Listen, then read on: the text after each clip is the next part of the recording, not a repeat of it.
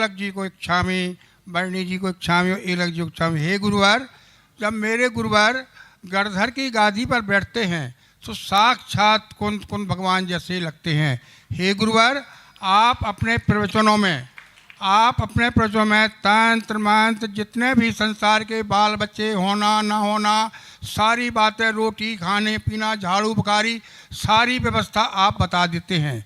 हे गुरुवार, जब यही बात हम आपके कमरे में पूछते हैं तो आप कहते ये तंत्र मंत्र विद्या हमारे कमरे में नहीं होती है। हे गुरुवार, इसका समाधान करें। दूसरी बात यह है, एक पेंसिल है तो पेंसिल वो बुराइयाँ लिखती है और रबड़ उसको मिटाती है। तो हे गुरुवार, हम सब लोग रबड़ कैसे बने और बुराइयों को दूर करें। नमोस्तु महाराज, नमोस्तु नमोस्तु नमोस्तु।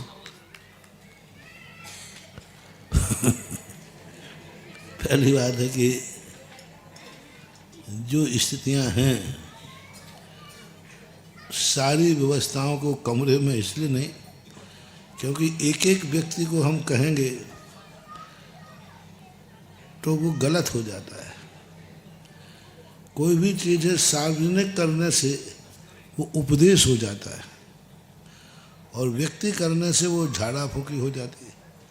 और वहाँ तो कुछ करना पड़ता है, यहाँ तो मार्ग बताया जा रहा है कि शास्त्रों में इस प्रकार के मार्ग की व्यवस्था लिखी है और वो प्रवचन होता है सार्वजनिक, सबके लिए उसका अधिकार है। तो साधु के वचन सर्वहितकारी होते हैं, एक हितकारी नहीं, सबके लिए देते हैं सामान्य रूप से। और वो भी हमें अपनी तरफ से नहीं देता हूँ, कोई आगम का रेफरेंस मिल जाता है, आगम की बात मिल जाती है तो मैं उस आगम का उदाहरण देकर आपको समझाता हूँ, आपको समझ में आ जाती है, अच्छा लगता है तो ठीक है। इसलिए मैं नहीं करता। दूसरी क्या, रबर कैसे बने? पेंसिल बुराइयाँ लिखती है, सुनो और रबड़ उसको मिटाती है। मेरा सिद्धांत तो है पेंसिल से इतना अच्छा लिखो, इतना अच्छा लिखो कि मिटाने की अपेक्षा उस पर सोने का पानी किया जाए। पेंसिल अच्छा लिखने के लिए बनी थी, स्वर्णांकित हो। पेंसिल से वो चीज़ लिखो जिसे हमें मिटाना नहीं पड़े, बल्कि लोग पेंसिल की रेखाओं में पेन से रेखाएं खींच दें और पेन की रेखाओं में सोने के पानी से रेखाएं लिख दें। इसका नाम है मिटाने वाली बातें तो सब बेकार है, कोई मतलब नहीं है। लिखना मूर्खों का काम है, गलती करना आई एम सॉरी प्लीज।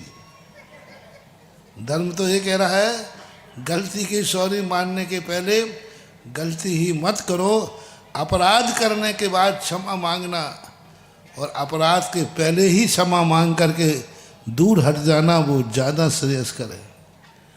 तो मैं रबर का पक्षधर नहीं हूँ, मैं पेंसिल से इतना निर्देश देता हूँ कि तुम्हारे पेंसिल इतने अच्छे अक्षर लिखे कि दूसरा पढ़े तो उसकी भी आंखें खुल जाएं, उसको भी मार्ग मिल जाए।